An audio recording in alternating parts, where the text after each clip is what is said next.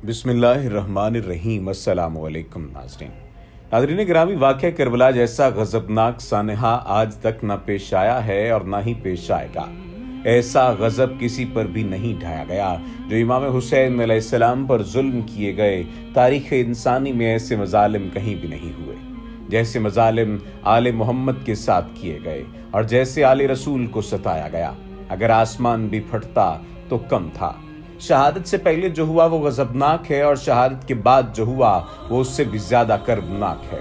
आज की वीडियो में हम आपको ऐसे मनाजिर के बारे में बताएंगे जिन पर यकीन करना मुश्किल था, लेकिन ये सब मनाजिर कैमरे की आंख में महफूज किए गए हैं। अब इन पर यकीन करना ज़रूरी हो गया है। नाज़रीन, वाक़या करबला इमाम हुसैन अलैहिस्सलाम की अजीम शहादत वाक़यात और तारीख़ इस्लाम में अहम तरीन वाक़या है। सबसे पहले जो आपको वीडियो दिखा रहे हैं ये करबला की ज़मीन पर आशूर के दिन खून के निशानात हैं जो 10 मुहर्रम को करबला की ज़मीन पर देखे गए थे। जब ये मनाजिर सोशल मीडिया पर देखे गए तो वायरल हो गए और इमाम हुसैन से अकीदत रखने वालों ने वीडियो के नीचे सलाम या हुसैन के कमेंट्स किए। अब ये निकलने वाला खून क्या वाकई खून है और क्या ये मुआवजा हुआ है? अगर इस बारे में आपके पास कोई वीडियो हो, मालूमात हो तो हमसे ज़रूर शेयर करें। ऐसी और भी वीडियोज़ हैं जिनमें ऐसे मनाजर देखे गए हैं। अब हम आपको एक ऐसी और वीडियो दिखाते हैं जिसमें वो पत्थर दिखाया गया है जिस पर इमाम हुसैन का खून जारी हुआ था। उस पत्थर का रंग आज भी सुर्ख है और खून आज भी उससे रिश्ता है। इस पत्थर के बारे में मशहूर है कि उस पर इमाम हुसैन का सर मुबारक रखा गया था, जिसके बाद से 10 मुहर्रम को उससे भी खून जारी हो जाता है। उसको देखकर लगता है अब भी खून उस पे मौजूद है और ताज़ा है। मुहर्रम में ये पत्थर अपना रंग बदल लेता है और खून दिखाई देता है। आपको अपनी स्क्रीन पर यह मंजर वाज़े दिखाई दे रहा होगा। नाज़रीन गिराम, सानह करबला का वाक़या इस्लामी तारीख़ का ऐसा अफसोसनाक वाक़या है जिसने इस्लामी तारीख़ को बहुत मुतासर किया। इससे पहले किसी सानहे ने इतना मुतासर नहीं किया। अब आपको बताते हैं कि आखिरी वक्त में इमाम हुसैन से उनके बावफा साथियों ने कैसे वफा निभाई और कैसे शहादत का इंतखाब किया। 9 मुहर्रम की रात को इसे शब आशूरा कहते हैं। इमाम हुसैन ने अपने साथियों से खिताब करते हुए कहा कि मैं अपने असहाब से ज़्यादा वफादार और बेहतर और अपने ख़ानदान से ज़्यादा सिला रहमी करने वाले और नेकुकार किसी को भी नहीं पाता।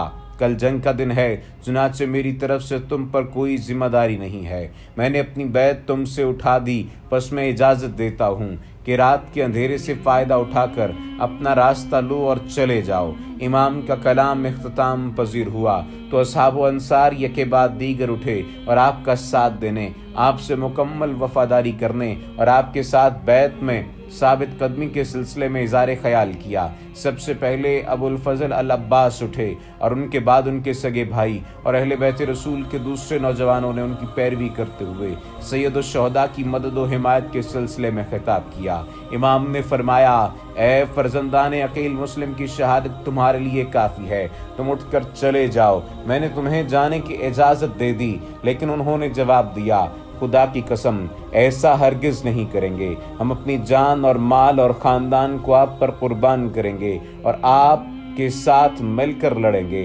अहले बैत के बाद मुस्लिम बिन औज़ा, सईद बिन अब्दुल्ला हनफी और ज़ुहैर बिन क़ीन और उनके बाद दूसरे असहाब ने शहादत तक आपके हमरा लड़ने और आपकी मदद करने के अज़्म का इजहार किया।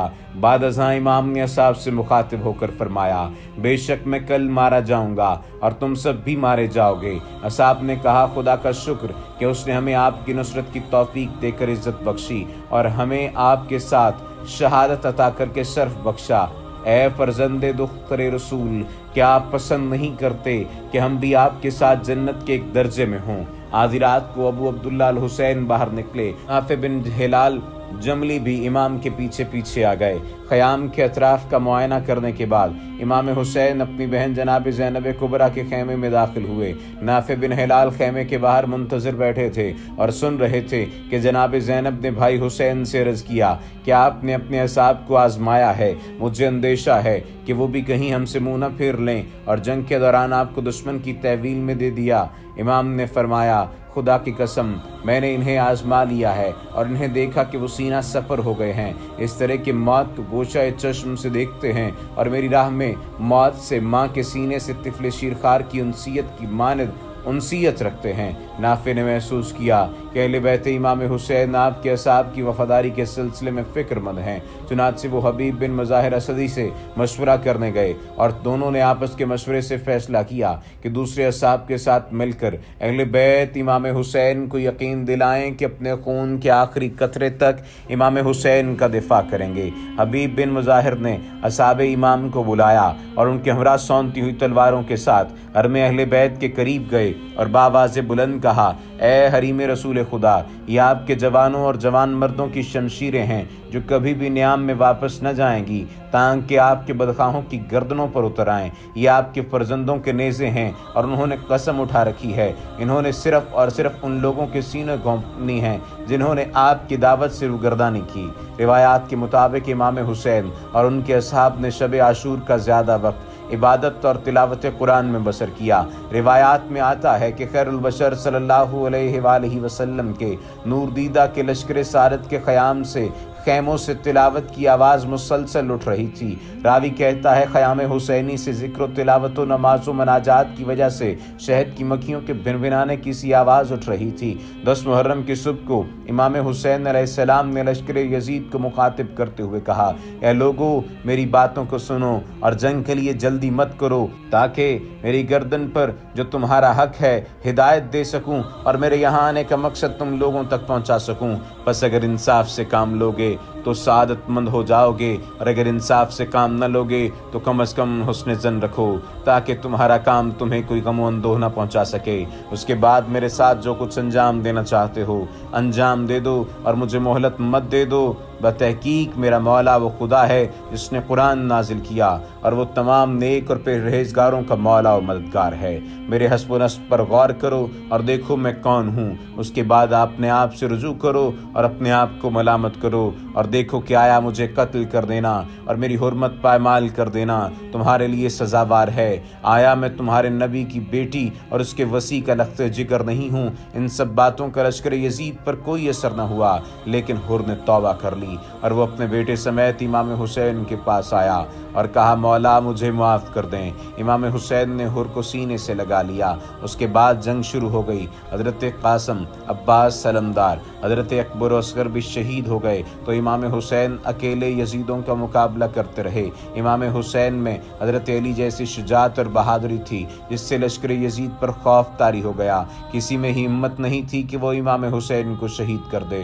वो एक दूसरे को उकसा रहे थे। इमाम ने शिमर से फरमाया कि क्या एक दूसरे को उकसाते हो? मेरे कत्ल के बाद खुदा सबसे ज्यादा नाराज होगा। इससे पहले किसी कत्ल पे खुदा नाराज नहीं हुआ। ऐसे में एक मलून ने इमाम के दाएं कंधे पर कारी ज़रब लगाई जिससे इमाम लड़खड़ा गए। एक मलून ने नेज़ा मारा जिससे आप जमीन पर गिर गए और फिर शिमर ने आगे बढ़कर आपको शहीद कर दिया। इमाम हुसैन की शहादत के बाद ये मलून कूफा में भी खानदान रसूल से इंतहाई बदतमीजी से पेश आया। इब्न ज़ियाद इमाम हुसैन के लब मुबारक पे बार बार छड़ी मारता था।